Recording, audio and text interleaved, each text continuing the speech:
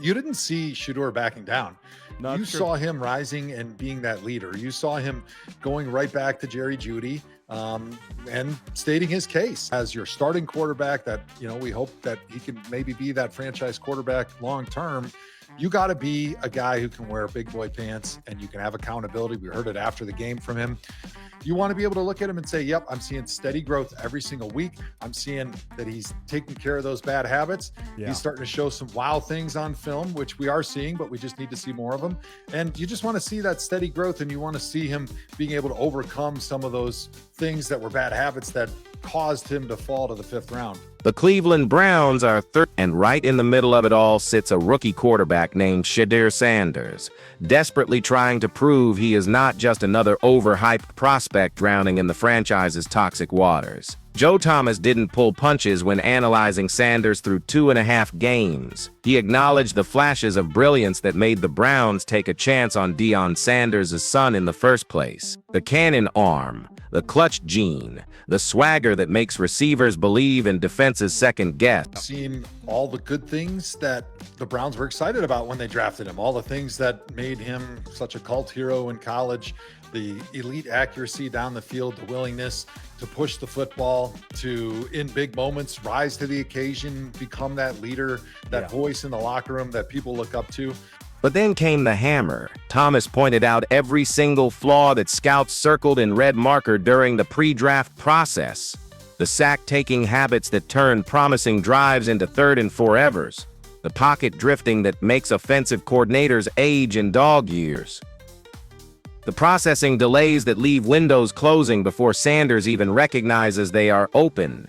And here is where it gets absolutely crucial. Thomas made it crystal clear that after watching Sanders for 3 games, the jury is still completely out on whether this kid can be a franchise quarterback. Not because the talent isn't there, but because the development hasn't happened yet. You've also seen a lot of the things on film so far that caused them to fall to the 5th round, namely taking sacks, drifting the pocket, not seeing things quite clearly from a defensive standpoint, processing being a little bit slow, which leads to those sacks. Think about that for a second. The Browns are 12 games into a lost season, and their Hall of Fame analyst still can't definitively say whether their quarterback of the future has what it takes. That is not a Shedeur Sanders problem. That is a coaching problem. That is a Kevin Stefanski problem. Now let us talk about the Jerry Jeudy sideline explosion that had social media melting down faster than the Browns' playoff hopes. You know the clip. Star receiver screaming at the rookie quarterback on national television. The kind of moment that either breaks young signal callers or forges them into leaders. But you have yet to see that real thing that says he's definitely our franchise quarterback in the future. And really, that's what we're trying to figure out right now, as he is the starter here probably for the rest of this season. Thomas actually defended Sanders here, and his reasoning reveals everything wrong with how this team is being managed. He praised Sanders for not backing down, for going right back at Jeudy with that competitive fire, for showing he has got the backbone to handle adversity in a league that will absolutely eat you alive if you show weakness. But here is what Thomas didn't say, and it is screaming between the lines. Why is a second-start rookie quarterback being put in positions where his veteran receivers are melting down on the sideline in the first place? Where is the coaching infrastructure that should be preventing these combustible situations? Where is the game plan that plays to Sanders' strengths while protecting him from his weaknesses? Jerry Jeudy has been miserable all season long. His numbers are down. His body language is terrible, and now he is publicly feuding with the rookie quarterback who has been in the building for less than 6 months. That is not player development. That is a powder keg with Stefanski holding the mat. But those guys on the field need to know, and on the locker room, need to know that he's not a pushover. He's a guy that he's going to let his voice be heard. He's going to tell you what he feels. And as he becomes more comfortable in that position, I think you're going to see it a little bit more. And as he starts understanding the offense. Let us get real about what is happening up front, because this is where Joe Thomas's expertise becomes absolutely devastating for the Browns coaching staff. This man spent 11 seasons making the impossible look routine. He protected quarterbacks who had no business staying upright in NFL pockets. He turned trash offensive schemes into functional running games through sheer force of will and technical perfection. So when Thomas talks about what he is seeing with Sanders taking sacks and drifting in the pocket, he is not just throwing out generic criticism, he is diagnosing a systematic failure. The Browns have one of the worst offensive lines in football right now. They are getting Sanders killed, and instead of adapting the offense to feature quick releases, max protection, and simplified reads, Stefanski is running the same plotting system that requires quarterbacks to hold the ball and go through progressions like they are operating behind the Dallas Cowboys' fortress of an offensive line. Okay, Jerry Jeudy, when you was going crazy at the press conference, and you was giving all kind of short answers, I didn't even go after you. I said maybe he had a bad day. He was giving one-word answers. One-word answers. Did I go after you? I said maybe you had a bad day. It is malpractice, pure and simple. Thomas mentioned watching Sanders struggle with processing speed and seeing things from a defensive standpoint. You know what fixes that for rookie quarterbacks? Reps in situations where they can succeed. Play-action bootlegs that give them half-field reads, RPOs that create natural conflict for linebackers, screen games that get the ball out fast and let your playmakers work in space. Instead, Sanders is dropping back into 7-step drops with protection that collapses faster than a house of cards in a hurricane. He is being asked to diagnose NFL defenses with the kind of pre-snap recognition that takes years to develop, all while knowing that 1 second too long in the pocket means another blindside hit that could end his season. Yeah, he's a rookie in his second start. He hasn't had a lot of reps with these starters. And so he's going to make mistakes. He's going to miss throws. He's going to miss guys that were open. He's maybe going to look one way and he should have looked the other way. Like, that's all part of growing as a quarterback. Thomas praised Andrew Berry for finding gems in the draft like Fannin. That is great. But what is the point of drafting talented skill players if your offensive coordinator won't scheme them open? What is the point of investing in a fifth-round quarterback if you are going to throw them into the fire without any of the developmental support that successful franchises provide? Let us dig deeper into what Thomas identified as Sanders' biggest issue: processing speed. This is where the coaching failure becomes most obvious and most frustrating. Processing isn't just about raw intelligence or football IQ.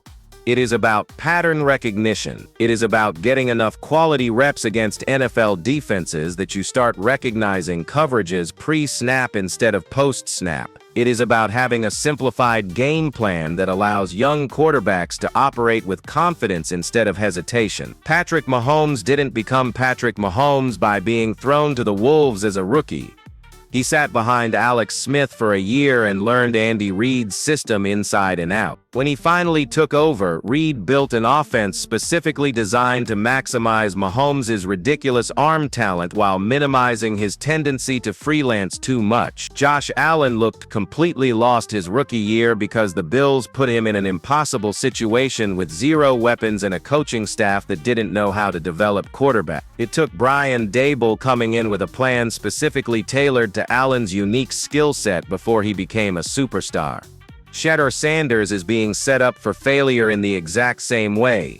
He is getting sacked because he holds the ball too long. Why is he holding the ball too long? Because the routes aren't getting open fast enough. Because the protection is breaking down immediately. Because there is no coherent plan to put him in a position to succeed. When you look at what Andrew Berry has done this season with the draft back in the spring, he's picked a lot of great players up front. And Harold Fannin was one of those guys that probably not a lot of people in the national scene outside of maybe Ohio knew who he was, but he's definitely been a diamond in the rough. Thomas said it himself. Sanders has shown wow throws on film. The cannon arm that can fit balls into windows that most quarterbacks wouldn't even attempt. But those highlights are getting buried under an avalanche of sacks and 3-and-outs because the infrastructure around him is completely broken. Here is the bottom line that Joe Thomas danced around but never quite said directly. Kevin Stefanski is failing Shedeur Sanders. Not because Stefanski is a bad coach necessarily, but because he has proven incapable of adapting his system to fit his personnel. Stefanski won Coach of the Year twice, both times with established quarterbacks who could operate within his preferred offensive structure. Baker Mayfield in his best season. Joe Flacco in that miracle run last year.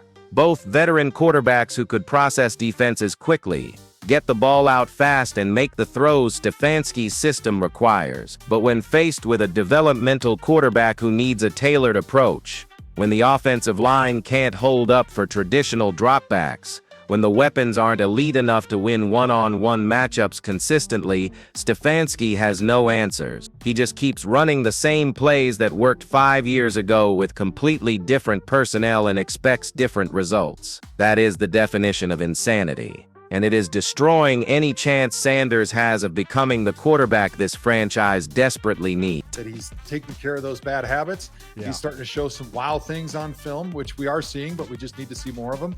And you just want to see that steady growth, and you want to see him being able to overcome some of those things that were bad habits that caused him to fall to the 5th round. What's ever happened to me watching him on film right now is Myles Garrett, because I don't really know what I could do to try to block him. And I know that's the feeling that every tackle has going into those games, and that's why he's double teamed by everybody. Thomas spent significant time discussing Myles Garrett's dominance and the upcoming chance to break the sack record. He talked about offensive linemen having nightmares about facing Garrett, about the impossible task of trying to block someone who can literally change direction mid-rush without losing speed.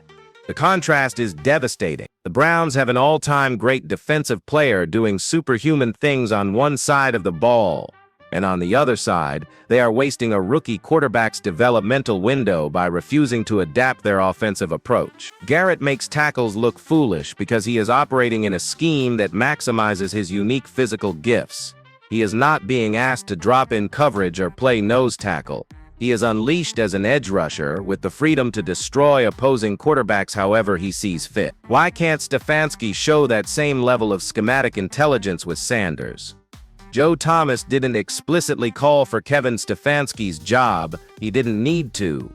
His analysis of Shedeur Sanders and the current state of the Browns offense said everything that needed to be said. This is a rookie quarterback with franchise potential being systematically undermined by coaching that refuses to adapt. He is taking unnecessary hits. He is being put in impossible situations. He is showing flashes of brilliance that get immediately buried under schematic failures. And the truly terrifying part? The Browns are running out of time to fix this. Every game Sanders spends getting demolished behind a terrible offensive line is a game where he could develop terrible habit. Every week he spends in an offense that doesn't suit his skills is a week where his confidence takes another hit.